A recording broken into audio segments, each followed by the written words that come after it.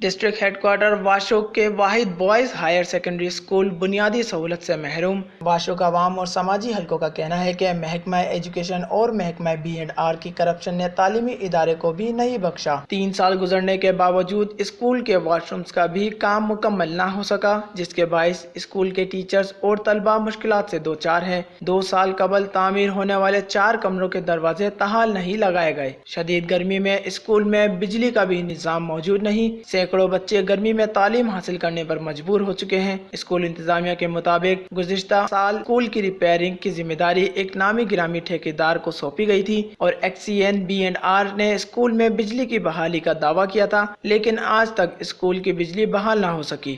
واشوق کے سماجی حلقوں نے نگراں وزیر اعلیٰ بلوچستان، چیف سیکرٹری، نگراں وزیر تعلیم اور کمشنر رخشان ڈویژن سے مطالبہ کیا ہے کہ اسکول کے کمروں کے دروازوں کو نصب کرے اور اسکول میں واش رومز اور بجلی کی سہولت فراہم کی جائے۔